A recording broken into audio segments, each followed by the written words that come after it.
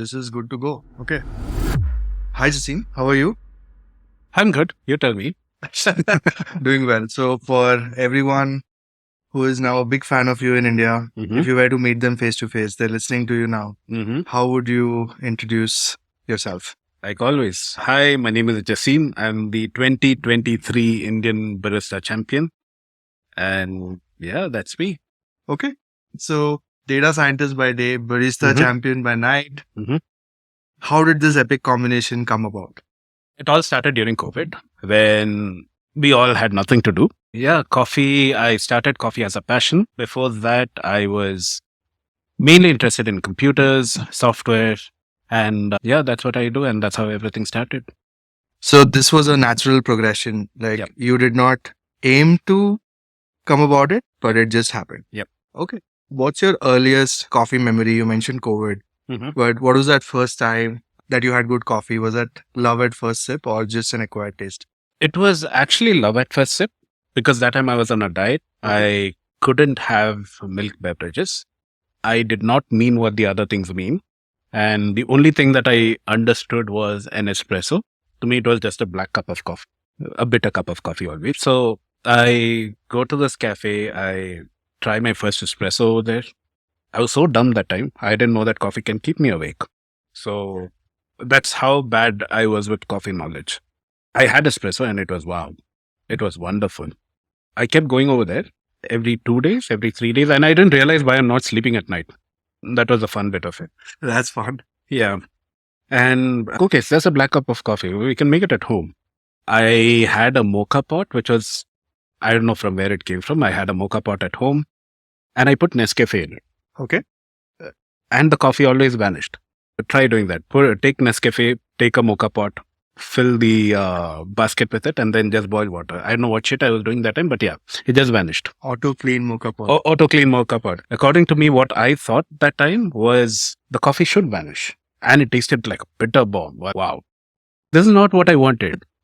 So I go to Blue Tokai and I get ground coffee from there. And I put it, this coffee is not vanishing. And I thought I'm doing something wrong. Or I'm majorly doing something wrong. The flavors were off. The basket was getting clogged. And it never worked out. Yeah, if you ask me, that's where my journey started. Correcting mistakes, making coffee better. And it's addictive. That is so humbling because oftentimes, probably every few months, you come across a post somewhere on the internet where somebody is chasing down someone putting instant coffee. I swear. And they're like, why is my coffee vanishing? Yeah, that's me.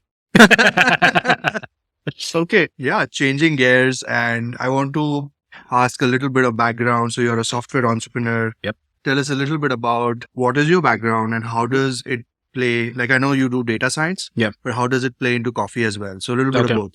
Okay. Like I said, I was always interested in computers and I knew that I wanted to become a computer science engineer.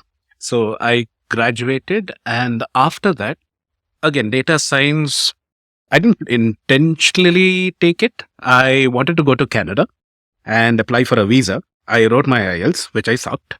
And I realized that MTech is the only way that I can get a visa, get to settle over there.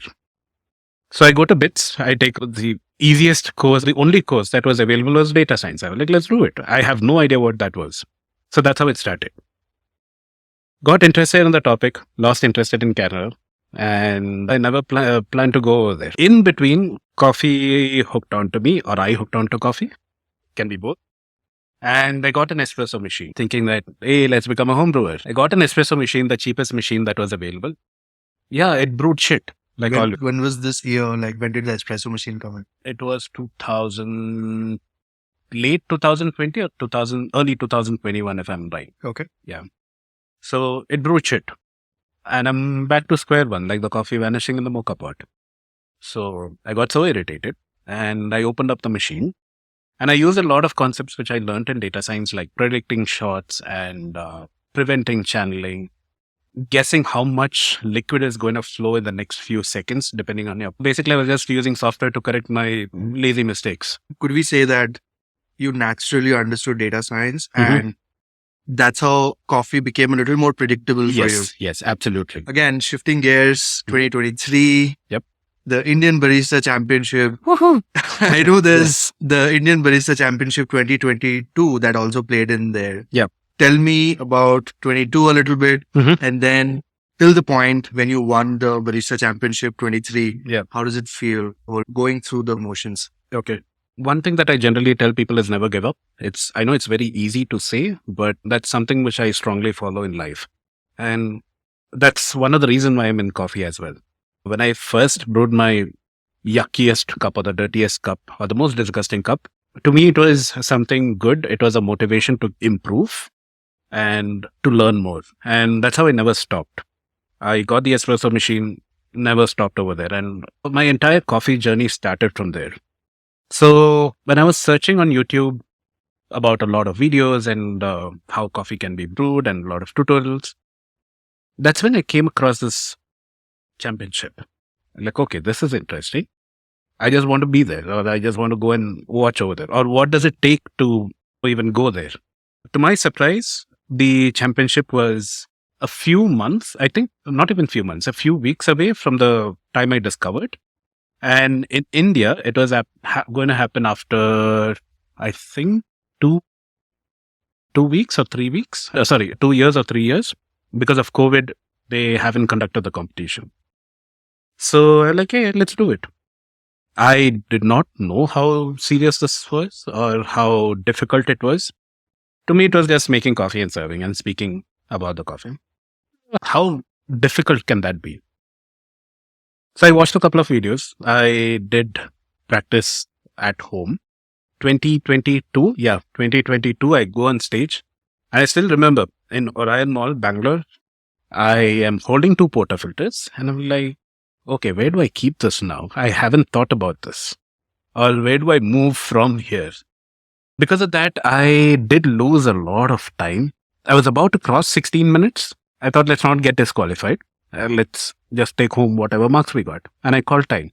What I did not know is if you don't serve the signature beverage, you're still disqualified. I'm very bad at maths, so that reflected. I did not do the math correctly. And because of that, I got disqualified that year. And when I got my score sheet, I was surprised. I scored really well in espressos, really well in milk. And that was again a motivation. I want to serve my signature beverage at least once. And then let's redo the same competition, but let's give everything that we have. And 2023, that's how I participated. I never wanted to win. I just wanted to be in the semifinals at least. First, so I had 2 things. Complete the competition within 15 minutes, serving the signature beverage without disqualification, and let's be in the semifinals. That's all I want. But yeah, stars aligned. The stars aligned in your favor. They aligned for the semifinals and then the announcements of the finals. We know we were there. You were way at the back. Mhm. And they announced the 5th and the 4th. Walk me through it. What happened? Like, how did you feel? Semi-finals, I wanted my name to be called, but I was okay if it is not. But then I think my name was called the 12th or the 13th, something around that number. But there was a problem. I was prepared only for 1 round. The second and the third round, because I never wanted it. So the second and the third round, I didn't have milk. I do not know whether I have enough. Coffees, yes, I had. But milk is something that I did not have. And signature beverage, I really did not think beyond that. So that night, I still remember after going to the semis, we had 1 day of gap where I really did not know what to do. Should I prepare milk or should I practice or what do I practice? I really did not know what to do. Then I started becoming a little greedy. So the next round, I wished that I was called. And yes, I did. And when the finals were getting called, I was like, please don't call my name again because I don't want to be the 6th. I don't want to be the 5th. I like, okay, but it's too good to be true. There were really good baristas, really good people were there.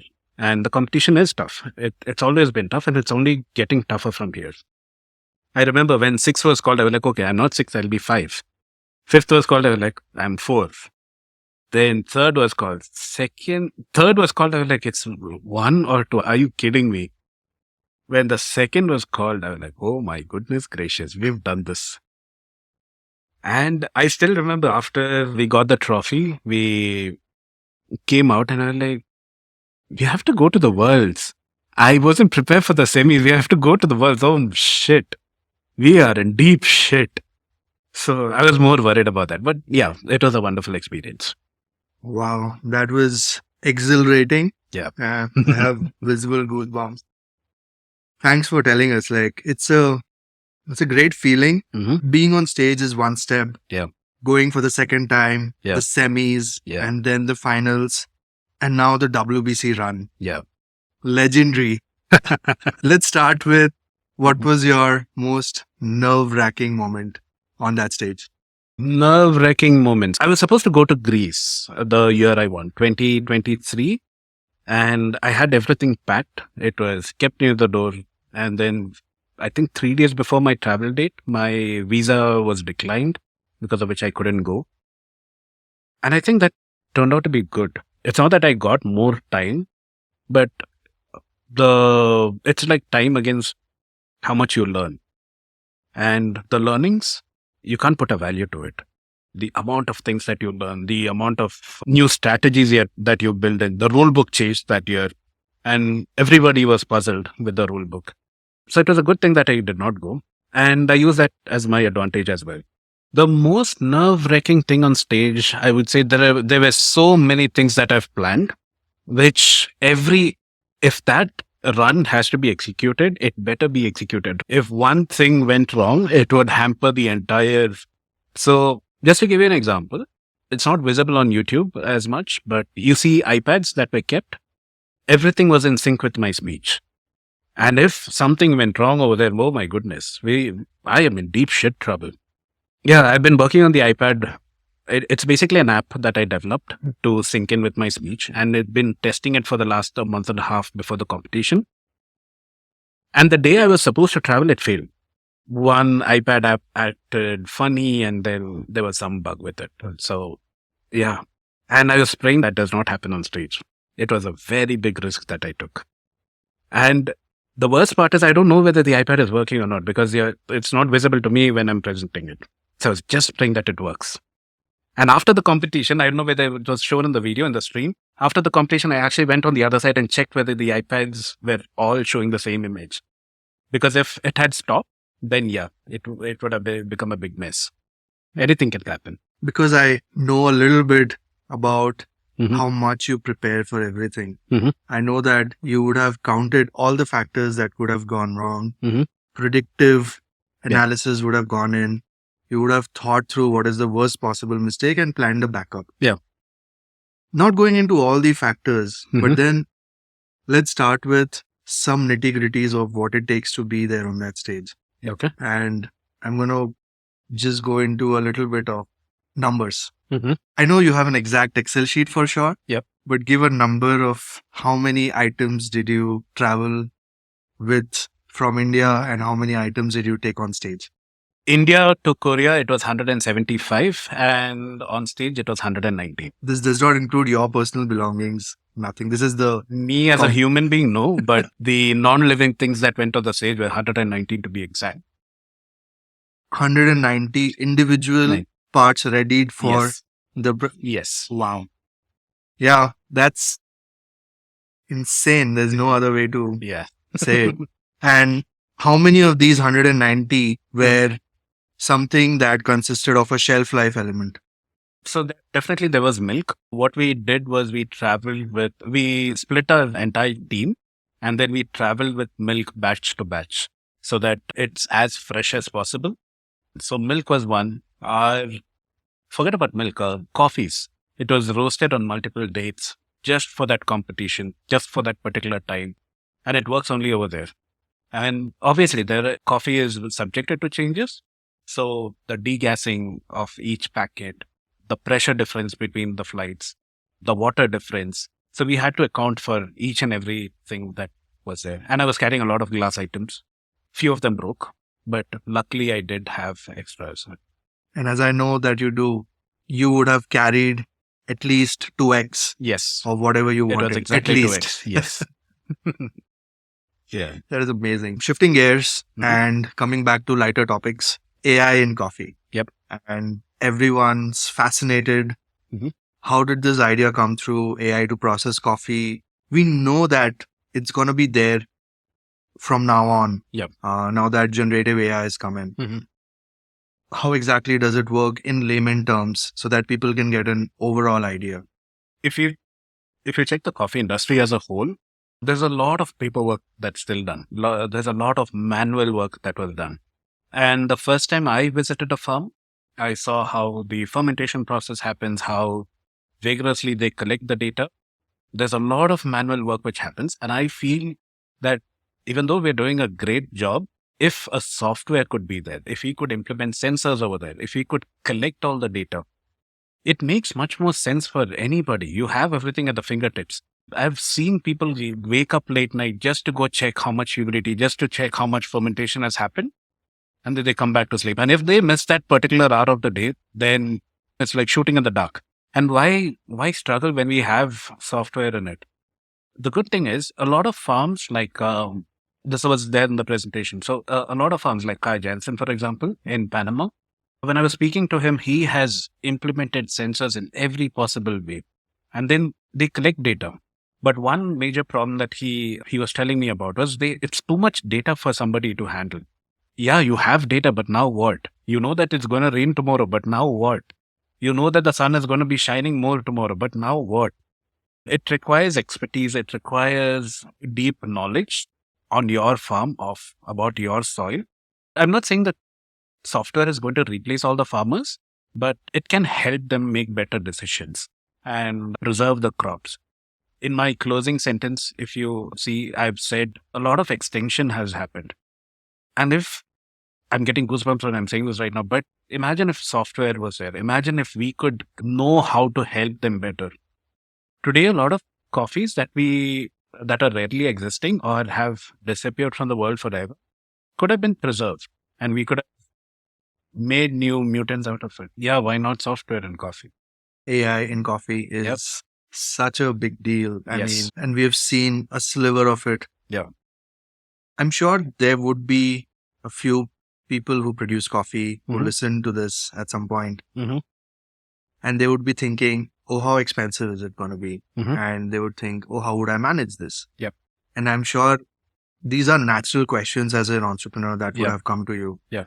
Do you want to add just a little bit of color? Do you want to tell us a little bit more about, is the differential worth it? And will they be able to save so much of their crop? Yeah. That the cost that will go in. Yes. In farms, every machinery that is being used is super expensive, starting from the fermentation tank. Fermentation tanks are best examples. A lot of people already have sensors. Even if people do not have sensors, you can manually measure them using a thermometer, using TDS meters, using humidity sensors, anything. It doesn't have to be automated, but as long as that data is available, it barely takes a couple of milliseconds to tell you what to do. And that does not require infrastructure from a farmer. That does not require any fancy, any expensive, any space for that matter to be taken away from the farm. And it's that easy. All you need is a mobile phone. If you have a computer, that's it. And you can make things work. On the onset of global warming, Mhm. if that mobile app exists, it sounds like we're on the brink of a new revolution. Yep, Like, absolutely. it is nuts. Like, AI in agriculture. Yeah. This is going to be, I think, the next big thing. It's going to be a hot topic in a couple of years. Wow. So, what's your take on robot baristas next? And do you think that they will also take over one day, or is there a special touch that humans give? Somebody has to feed the recipes to the robots. And for that, you need a good barista. Without a good barista, no robot can replace a human. That's why I said AI is not going to replace anybody. That's the biggest fear which everybody has. Yep. And that's why I asked the judges when I opened my speech. I said, it might be confused or you might be concerned. And this is one of the reasons why I asked them. It's fearful for anybody to think about robots replacing human beings. But at the same time, I think a lot of people are using AI these days on your phone to edit a photo. You use AI and it's just making your work much more simpler. And that's exactly what the industry is going to move. That shift is what we are going to see in the future. Robots, will it replace? Absolutely not. Will it make it easier? Yes, because today we are moving to automated machines. Your baristas are very high on demand. They say that they don't get paid enough. It's very difficult to find good baristas. Some baristas want to be baristas, but they find it very difficult to learn, and it's not an easy process. So if robots can remove that overhead from anywhere, then I think we have a better opportunity to make bigger market shifts. Yeah. That's great perspective, and thanks for tying it back to your speech. Yeah. I love the fact that you said you can be curious or you can be concerned. Yeah. I'd like to make a poster out of it. Curious. Okay, we have a couple more questions, but then we want to go into something that you said, I don't give up. Yeah. And then you said that you see everything as a motivation. Yeah. I know that there's a lot to talk about your championship run, but what are the challenges and learnings that came across for someone who wants to prepare for a National Barista Championship routine? What would you advise them to punctuate it a little bit? There are so many homebrewers who look up to you now, and there are so many baristas who would say that this looks really tough. Sum it for them in 3 points. I would say nobody is confident. It's all building confidence. And how you build it, how you build your own confidence is by understanding yourself. I am not a stage person. I hate stages. I hate public speaking. I shiver when I speak on stage. Because of that, I'm telling you this because I play the guitar. I was there in a band and I hated every single time that I had to go on stage just because I have to face people. You know, you have to believe in yourself. You have to know yourself, just like knowing coffee. You have to beat yourself up and get up and go out there. That's like the biggest motivation that anybody should have. And the second part is obviously selecting good coffee.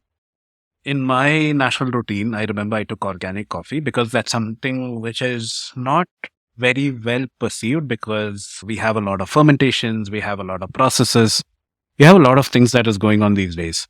And I wanted to take something simple. I wanted to take something very clean so that I feel confident by taking it. I did not want anything complicated. My routine was not complicated. And it's just to be comfortable over there and deliver what you have to deliver.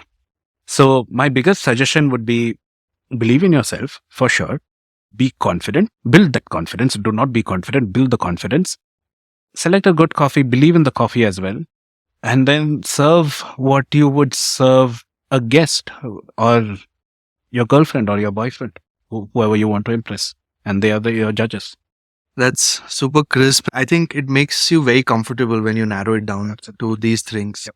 Thanks for that. I think a lot of people would have a starting point, especially with good coffee. Yes. Yeah. The competition, it's not just one moment that happens in your life. Yeah. But that moment teaches you a lot about yourself as well. Yeah. And about coffee around the world. Yeah. Could you talk about that a little bit? I would say it's all about being comfortable and making other people comfortable as well. Be on the other side of the table. Let's say you are a judge and somebody is shivering. They're not confident in themselves. They might have the best coffees in the world, but you can think about it like that. You making somebody comfortable, you're halfway there. It falls on your score sheet. And not directly because it's like a perception that you're building. You're giving that confidence. You're making the other person so comfortable. Let me tell you this. Let's say you go to a doctor. You have fever. If the doctor is rude, your fever will, even if you're prescribed the best medicines, your fever will not go down or you wouldn't feel comfortable. I've had experiences with doctors where they're so friendly. They're like, even without medicine, you already feel better by the time you consult. That's the best analogy that I can give you. And the judges are your customers. They are your friends. And everybody, you should think about it the other way around. They are privileged to have your coffee. They are privileged to see what you're doing. And if you do not feel confident in what you're doing, then we have a problem. So always make them comfortable. Always make them feel home. It's like your best buddy coming home and then you have an amazing coffee and then, hey, come here, let me brew this coffee. Let's have coffee together. Aren't you getting this? Aren't you getting that? This has pineapple. Oh, wow. This is like this is that. And automatically you feel good about it. And you try to search for the good things in it. And if I am not welcoming, if my hospitality is not great, then it's a big put off for the judges. And that's the biggest key to win it. So it's difficult to do it, but you have to grab that attention every single moment of the competition. Tell a little bit more about coffee and biggest learning in coffee. And you could go in detail, probably talk a little bit more about the score sheet and the learning curve of it, possibly, so that we sum up this challenges and learnings. There's one thing that I always tell people, that is, do not judge the coffee too quick. When we open a bag of coffee, we brew it. It can be anything. It can be pour over, drips. It can be anything. Your favorite way of brewing it. But what matters more is do not judge the coffee immediately. No coffee is bad. Every coffee is good. It has its own good side of it. But it's up to you on how much time you spend with the coffee and understand the coffee, and obviously your water and grinders and machines, whatever. It also depends on how much time you give to that coffee. If you make a pour over and if it doesn't taste great, don't blame the coffee. Think about how you can make it better, because that is your working material. Grind finer, go extract more, extract less, cover up things, change temperatures. And there is this one sweet point where you'll be surprised. And this was one of the biggest learning that I had in the World Barista Championship, because usually what we do is the coffees that go to the competitions are sometimes heavily processed. Because of it, they're very soluble. So like you do in espresso, where 20 grams in, 40 grams out in 27 seconds, you see all the baristas over there, they do not extract as much because the coffees are super soluble. By the time you reach about a 21 seconds, you would have reached its peak of extraction. Beyond that, it's just going to be water. So in the process of dialing in, these coffees are also slightly difficult to dial in. You go finer and finer. And to my surprise, the more finer you go, the more it became even sweeter. It became sweet, it became sweet, it became sweet. And it's called the law of diminishing returns, where after a certain point, it might just, not be as great as a previous shot. But there is that one sweet spot that you hit, and that's going to be the best coffee that you ever had in your life. That's exactly what the score sheet is also looking at. That's why it's called a competition. So people who know how to understand the coffee, how to dial in the coffees really well, and you have to know how to explain it. If you get those notes, if you get the experiences right, then you're almost there. And that's how it works. Now a little fun segment where we do some rapid fire, some deep dive, also go into some myth busting. Should I be worried? You could be worried. Are you ready for a rapid fire? Hit me. Okay. Favorite coffee origin? Time to spill the beans. Ethiopian, Honduras. Okay. Black or milk? Black. Favorite coffee mishap? This one. So when I first started learning coffee, I was looking at what is the cheapest equipment to buy. And I saw V60 was the cheapest among everything. So I got a plastic Havio V60. And then I see people pouring with fancy kettles. It's just Instagram. Who wants a fancy kettle? We all have kettles at home. So I use my kettle at home, and then I used to pour water directly. I know it sounds stupid, so please don't judge me. But I used to use regular kettles at home, and it just wouldn't work. Then I realized you need to pour it slow. That's why. So I would boil water, pour it into a spout of a French press, and then I would use a slow pour to replicate the pour. It definitely made an improvement, but it sucked. And finally, I ended up buying a kettle. So by this time, I already spent 3 times of the money. But never go cheaper. You have an interesting thing that you always say. Yeah. And do you want to say it? Buy once, cry once. Yes, absolutely. I've lost count on the number of scales that I've bought. I think I have everything of Amazon Basics because they were the cheapest and they would spoil the fastest. And I bought my first Akaya scale and it still works. And how many dampers? Dampers, good question. How did I miss that? I still have 9 dampers and I'm currently using 2. Yeah. And it's all progression. Yes. My first damper was off Amazon. Actually, no, it was off AliExpress. I paid $150 for it and I still have it. Yeah, everything is a learning. Like the challenge is the good thing that teaches you. Yeah. So hurdles are nice. Yes. Not always, but yeah. Okay. So now this is the tough one. Mhm. And get ready, Jaseem. Okay. Who would you like to make a cup for? Would I like to make a cup for? I actually did when I was at the Worlds. Again, this is an untold story. When I first discovered the video, my first video that I watched was Benjamin Putz from Canada. Great guy. He's been participating, I think, for almost 10 years, if I'm right. And I always wanted to speak to him. And we got connected last year, just before I was supposed to go to Greece. And this year, I used coffees that were roasted by him. We both had a great session of dialing in the coffees, and then we had a great chat. We took pictures together, and it was actually a dream come true, serving someone who you wanted to watch or look up to. And it was great. It was fun. We're still connected. Okay. All right. So the last one, Jaseem, what's your favorite coffee pet peeve? Everyone has one. And what's the one thing that annoys you the most about how people treat coffee? Do not judge the coffee too fast. It annoys me every single time. Well, see, drips are still okay, but especially when it comes to espresso, there is so much to calibrate. There is so much to calibrate. It's beyond imagination. They say you can do it in 2 trials, 3 trials. I haven't been there yet. I'm not as good as getting the best shot in 2 tries, but give it another opportunity. It will bring surprises. And again, at the Worlds, one of the recipe that I found, which gave an amazing shot, like the best shot, was 19 grams in, 48 grams out in 23 seconds. And the body it was juice, it was syrup, I don't have words to explain. It was sweet. It had no bitterness. And that's the same recipe that I used over there, the Worlds. Instead of 19, I used 20. But I remember calling out, it was a pretty ballsy move, but I remember calling out, my espresso is going to have little bitterness or very low bitterness. And it did. It had very low bitterness, like barely anything. And that's a recipe. Always give it a second try and do not judge the coffees too fast. I always tell those people. Yeah. Work hard on the coffee, calibrate, don't judge it too fast. So that ends our rapid fire.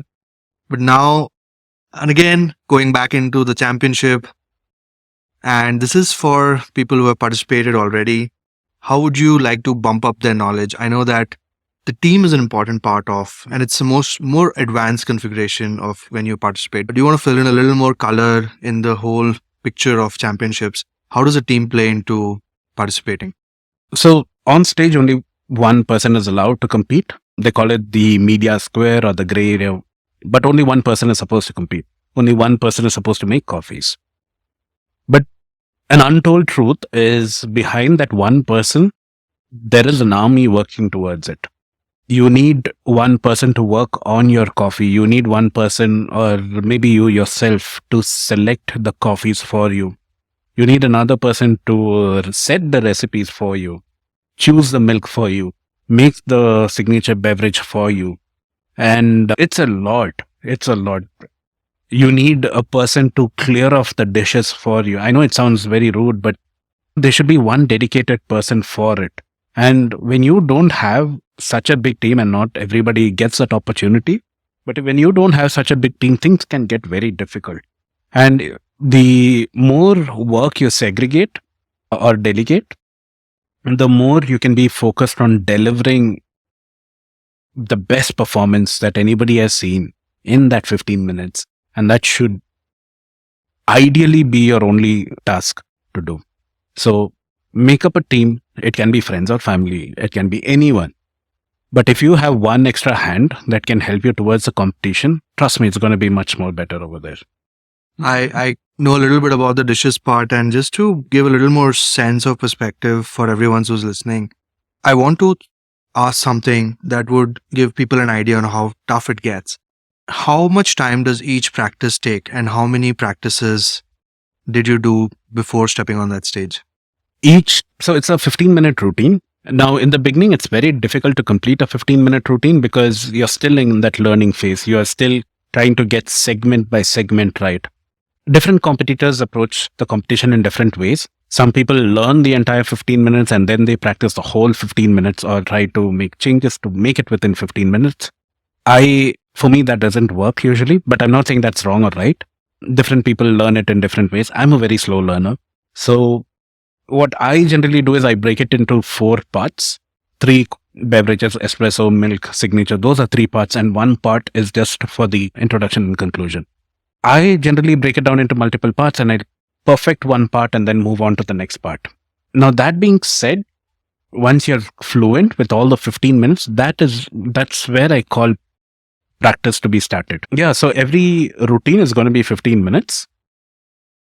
Washing dishes is going to take another 15 minutes, and putting everything back in place is going to take another 15 minutes, plus tea break. So 1 hour per routine is, or 45 minutes to 1 hour per routine is a good number. How much I practiced?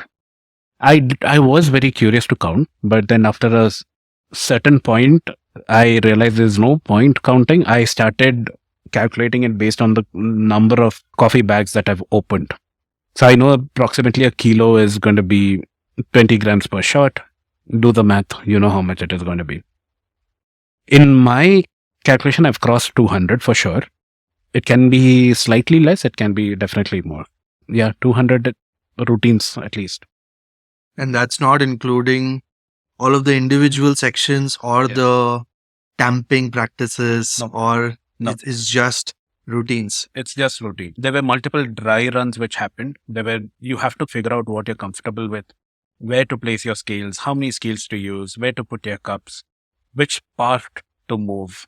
You would want to decide your cups. You would want to make your tray. So all my trays were on stage were custom made. It was measured only for the beverages, the cup sizes, the table sizes. And I try to make things simpler by using a 2-table setup. I use a custom layout over there, which is not there in the rule book. And yeah, there are a lot of advantages of doing it. So time also goes in that part of the planning. And that's why I tell you need a big team.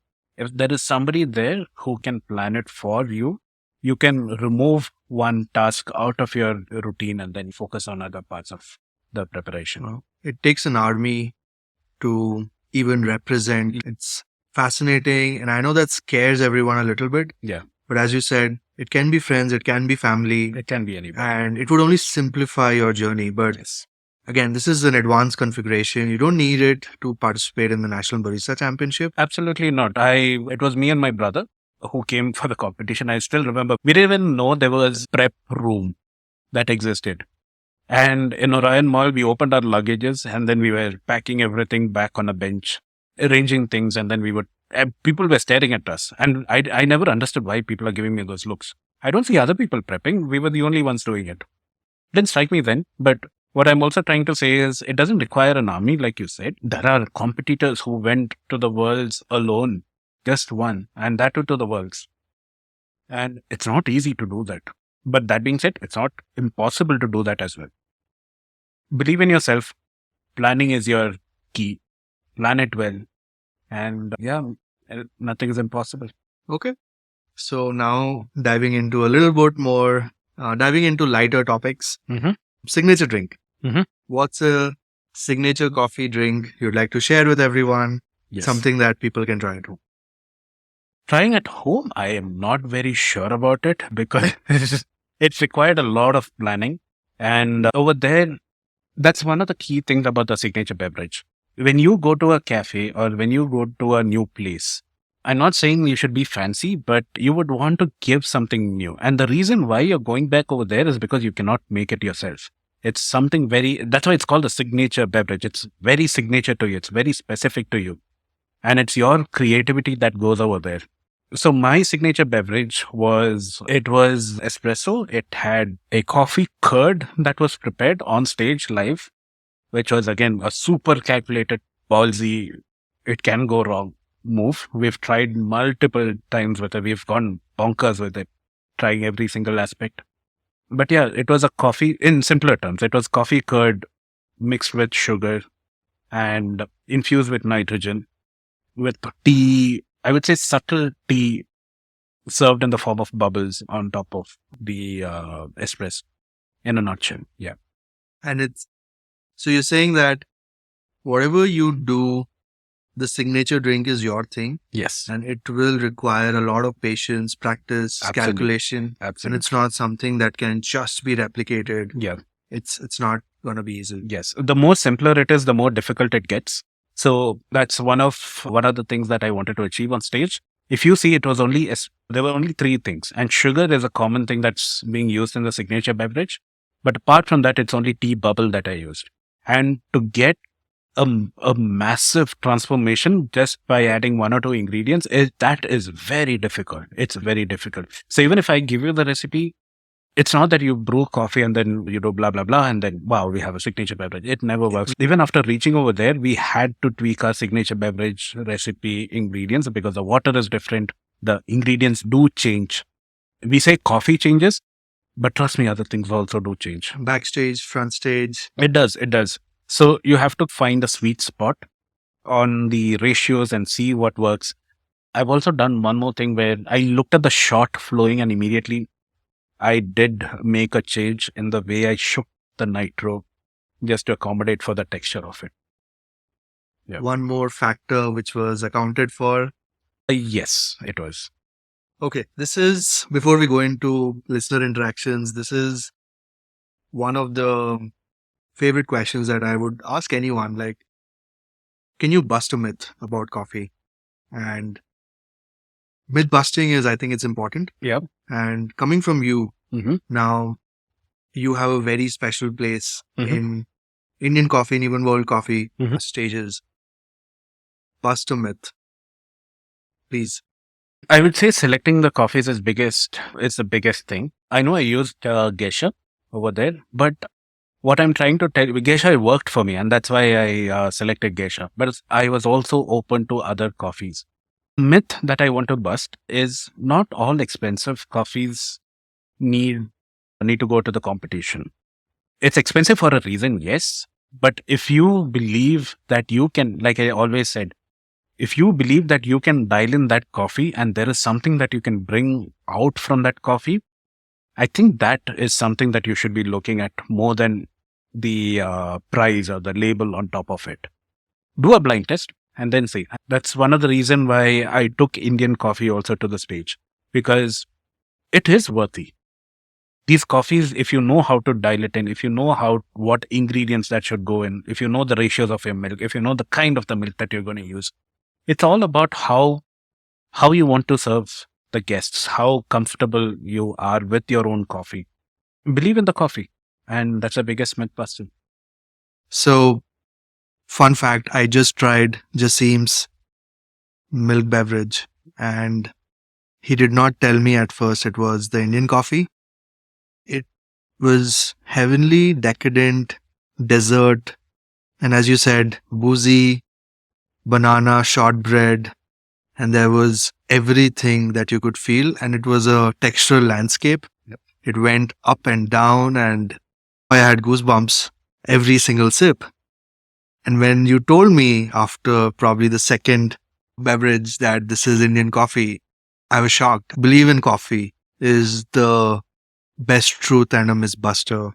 Thanks for that, Jaseem. This is great. So, getting into the last bits, would you give anyone a coffee challenge, a fun challenge, and what would it be? It could be anything. You could motivate them or challenge them to anything. If you'd like to push them or nudge them in a direction, what would that be?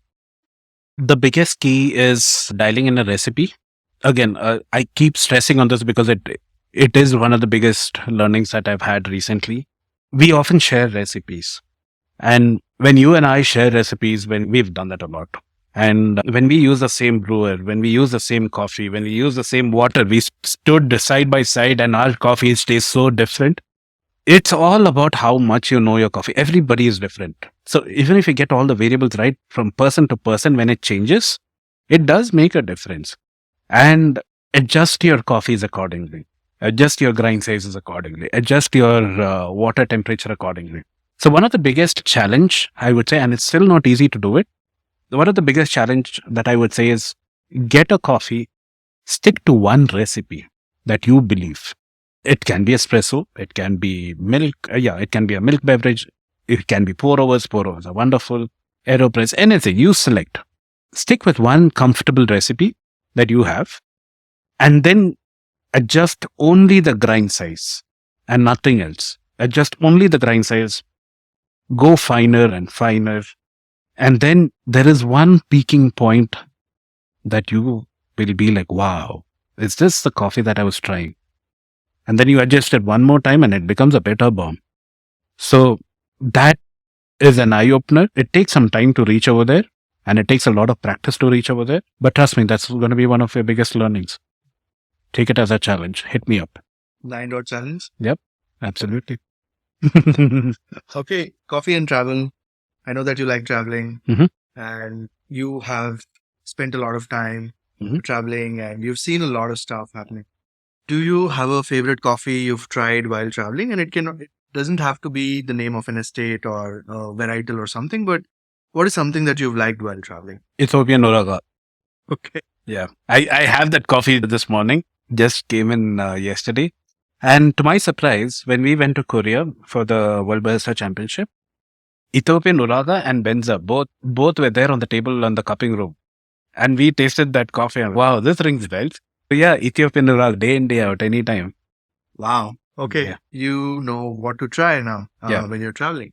Last words getting into this. So I want to split this into two. Again, I know that you've given so many tips and advice. What's the future of coffee looking ahead? And the second part is, where do you see the intersection of coffee and technology? You mentioned processing through AI. Yeah. And we've spoken a little bit about barista, AI, robot baristas. Is there any particular intersection that you want to talk about in the second part? And what are you looking ahead to in the future of coffee generally? The future of coffee is definitely improving coffee quality. That's why in the competitions you see everybody speaks about improving specialty coffee quality. And we've been marching towards this goal. And as a part of that, how do you improve coffee quality? It's by new processing techniques and it's by new fermentation. And that's why you see a wave of fermentation that's happening. So I'm just going back. So we started with organic coffee, which is regular coffee. Some coffees do well, some coffees are not as great. So they need a booster for it. You can think about it like that. And then that's how fermentations came into the picture. That's how different kinds of yeasts came into the picture. Now with that, the world is moving towards a fermentation direction because you can still bring out more out of a coffee. You can use the fullest potential of that coffee. And that coffee might not be able to be as good as when you just use it as a plain washed or a natural. It needs that support for it to give. The coffee is definitely capable of doing that, but it needs some hand holding for it. So fermentation is a wave that you're seeing right now. In terms of tech is the right word to use. In terms of tech and coffee marrying each other, it's like, I would say the world does not work without computers. Every single thing that you take has a computer that is there in it. From the robot that cleans your house, from the TV that you watch, from the cars that you drive, your shower heads these days have computers in them. And God knows where computers are not existing. And silently, computers have also entered into the coffee space. It's just that we wouldn't have noticed about it as much. You have motherboards inside espresso machines, which is nothing but a small computer. You have sensors and computers again in your roasting machines.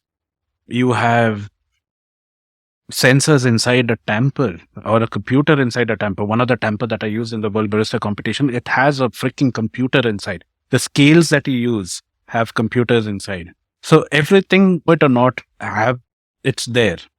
Now, the next wave of things are definitely going to be improvement on that, and AI can make a massive impact on that.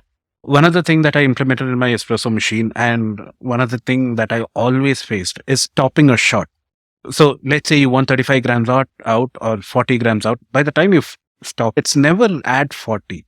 It's either 41 or 42, or it might be too early either. And it totally depends on how fine or coarse your grind is. That's a very simple thing to know, because if you, to calculate, if you can calculate that at the 38th second, your flow rate is 8 mils per second, you can predict how much in the next 2 seconds is going to flow and then cut it off from there. So that's the kind of ease that software can bring in. It's not too complicated to do it. Trust me. It's never too complicated to do it. But the value that it adds into the specialty coffee industry and improvement of coffee quality, it can save a lot of time. It can save, you better be focusing on other parts of your routine or work or industry or whatever it is. Yeah, that's where I see computers coming into the picture. And this tech that you've developed, I know that people are thinking, how can I get this into my machine? And not generally like everyone, but especially people who are in cafes, they would be really happy to see this, because coffee can go wrong in many ways. And you always said, don't give up. This philosophy of yours, would you like to implement it at scale at some point? Absolutely. If it's helping people to save time, why not? We are almost there. It's just that we don't know about it and nobody's speaking about it. And the ones who have done it have done it, and they put it out as a product or a machine, or Yes, it's not easy to do it. You definitely need to grab some attention. You need to educate people about it. And I see the competitions and going on stages and speaking about it as the best media of communication. Jaseem, I know that what you did at the WBC this year, I could call it the Olympics of coffee. It was very hard. It was very freaking hard. And you held your own. You performed so well. And we would want you to see you next year. Everyone's really excited. And we were really hoping that you would make it to the semifinals. And everybody was like pounding their hearts. I know a lot of people who were just shattered when it didn't happen. So coffee's become a sport for some people in this country. And we're really looking forward to seeing you again, and probably just hoping that India would be there at another level. Any final thoughts? And please conclude. Never give up. That's the biggest message that I could give anyone. You fail, never give up. You make coffee, never give up. Coffee tastes disgusting, never give up. Just be there. The more you push yourself, the more uncomfortable you be, the better the results are. Yeah, never give up.